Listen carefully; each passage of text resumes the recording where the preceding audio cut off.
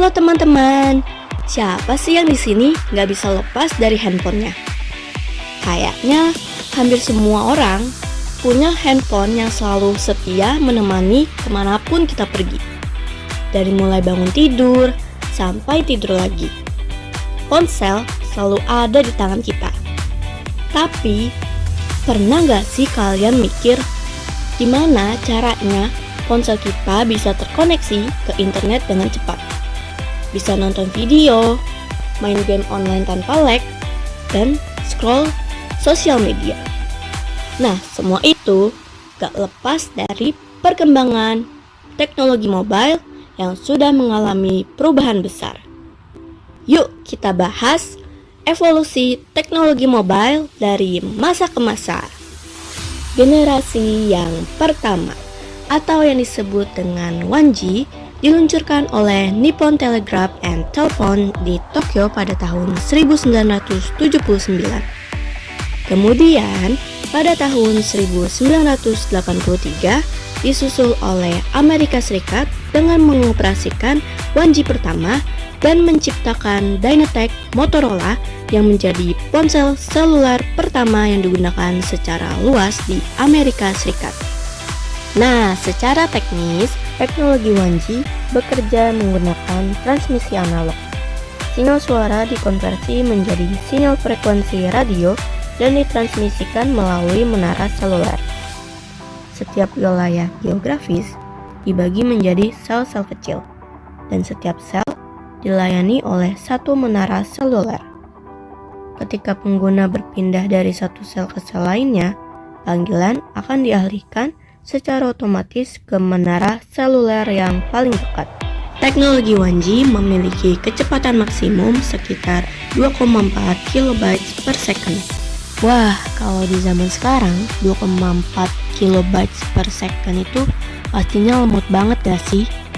Nah, tapi di zaman dulu teknologi 1G itu udah canggih banget loh. 1G juga hanya dapat dipakai untuk melakukan panggilan telepon. Itu pun dengan kualitas yang buruk, boros baterai, dan tidak terenkripsi. Sehingga percakapan pun dapat disadap dengan menggunakan pemindai radio. Selain itu, harga perangkat dari teknologi 1G ini pun begitu mahal, yakni mencapai $3.995 Amerika Serikat saat itu, atau setara dengan 66 juta sekian. Meski demikian, Dynatec tetap berhasil menarik 20 juta pelanggan global pada tahun 1990. Di Indonesia, teknologi 1G pertama kali diperkenalkan pada tahun 1984. PT Telkom bersama dengan PT Rajasa Hazana menyelenggarakan layanan komunikasi seluler dengan menggunakan teknologi Nordic Mobile Telephone dengan menggunakan frekuensi 450 MHz. Nah, dari keberhasilan teknologi 1G ini membuka jalan bagi generasi kedua yang disebut dengan 2G. Generasi kedua atau 2G mulai dikembangkan di akhir tahun 1980-an dan mulai digunakan secara luas sekitar awal tahun 1990-an. Disinilah jaringan seluler mulai beralih dari sistem analog ke sistem digital, yang jadi titik penting dalam perkembangan teknologi komunikasi. Teknologi utama di generasi ini adalah GSM atau Global System for Mobile Communication dan CDMA atau Code Division Multiple Access. Dari keduanya, GSM paling banyak di seluruh dunia termasuk di Indonesia. Lewat GSM, kualitas suara jadi lebih jernih dan layanan komunikasi juga makin berkembang. Misalnya sudah bisa SMS dan MMS. Nah, karena saat itu orang mulai butuh internet, GSM terus dikembangkan jadi JRPS atau General Packet Radio Service sekitar akhir 1990-an. Teknologi ini sering disebut 2.5G karena udah bisa buat akses internet dan kirim email dengan kecepatan sekitar 56-114 KB.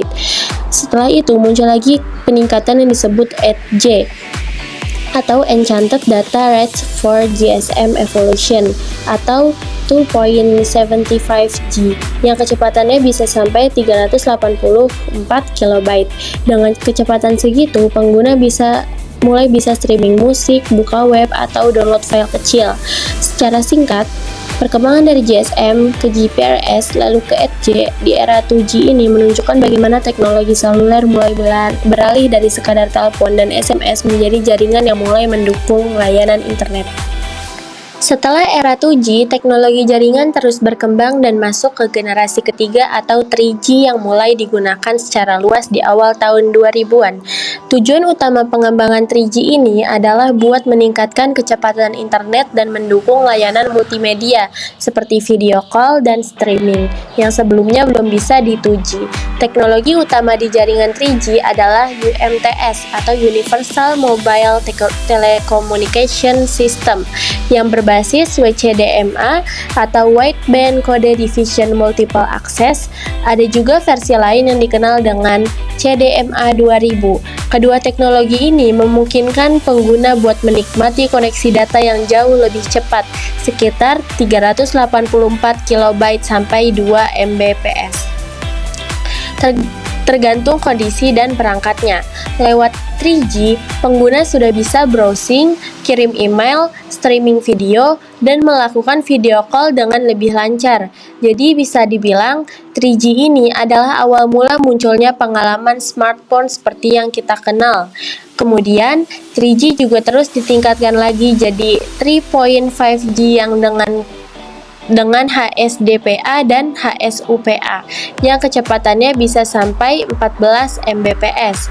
Bahkan HSPA Plus atau 3.75G bisa lebih dari 40 Mbps.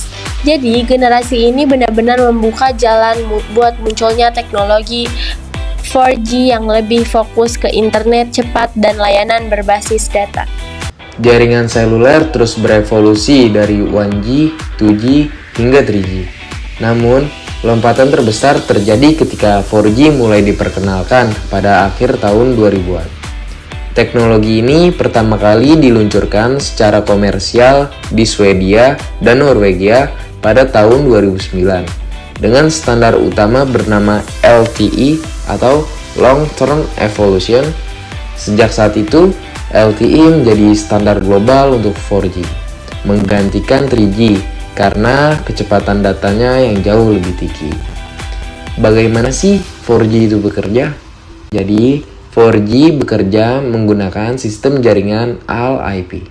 Artinya, semua komunikasi seperti suara, data, dan video yang dikirim menggunakan protokol internet. Teknologi seperti OFDM membantu membagi sinyal menjadi banyak subkanal sehingga data dapat dikirim lebih cepat. Lalu ada MIMO yang menggunakan banyak antena untuk memperkuat kualitas serta kapasitas jaringan. Yang hasilnya, internet menjadi jauh lebih cepat dan lebih stabil. Apa saja sih fungsi utama jaringan 4G? Yang pertama, dengan jaringan 4G kita bisa streaming video berkualitas tinggi tanpa buffering. Lalu kita juga bisa bermain game online dengan lebih responsif. Lalu kita bisa video call dengan gambar yang lebih jernih. Kita bisa mengoperasikan perangkat IoT seperti smart home dan browsing, download, dan akses cloud dengan lebih cepat. Semua menjadi mungkin karena kecepatan dan latensi yang lebih baik dibandingkan dengan generasi sebelumnya. Apa saja sih kelebihan dari jaringan 4G ini? Yang pertama, kecepatan akses data yang sangat tinggi. Lalu yang kedua, latensinya yang rendah sehingga cocok untuk aplikasi real time. Lalu yang ketiga, mendukung banyak aplikasi modern yang butuh koneksi cepat. Namun, 4G juga menghadapi tantangan, yaitu cakupannya yang belum merata, terutama di daerah pedesaan, lalu infrastruktur yang mahal sehingga membutuhkan perawatan yang lebih kompleks. Meski kini dunia mulai beralih ke 5G, 4G tetap menjadi tulang punggung konektivitas seluler di banyak wilayah. Teknologi ini membawa kita ke era digital yang lebih cepat, lebih efisien, dan menjadi fondasi penting menuju masa depan dengan jaringan seluler yang lebih maju.